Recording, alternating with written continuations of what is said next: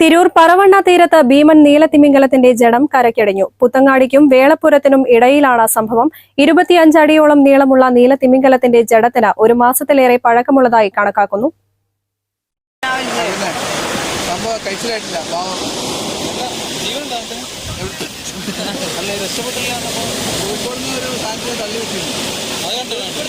പ്രദേശത്തെ മത്സ്യത്തൊഴിലാളികളാണ് തിമിംഗലത്തിന്റെ ജഡം ആദ്യം കണ്ടത്. തുടർന്ന് പഞ്ചായത്ത് വില്ലേജ് അധികൃതരെ വിവരമറിയിച്ചു. അധികൃതർ സ്ഥലത്തെത്തി പരിശോധന നടത്തി. കപ്പൽ തട്ടിയോ അസുഖം ബാധിച്ചോ ആകാം തിമിംഗലം ചത്തിട്ടുണ്ടാവുക എന്നാണ് നിഗമനം. നിരവധി ആളുകളാണ് തിമിംഗലത്തെ കാണാനായി എത്തിയത്. അസഹ്യമായ ദുർഗന്ധവും വമിക്കുന്നുണ്ട്. തിമിംഗലത്തെ പുറത്തെത്തിച്ച് സംസ്കരിക്കാനുള്ള നടപടികൾ സ്വീകരിക്കണമെന്ന് നാട്ടുകാർ ആവശ്യപ്പെട്ടു. News bureau, Tirur. വല്ലാത്തൊരു വൈബാണ് WIC ക്യാമ്പസിന്. വിട്ടുപോയാലും ക്യാമ്പസ് നമ്മളെ മാടി വിളിച്ചുകൊണ്ടിരിക്കും. WIC വേറൊരു ലോകമാണ്.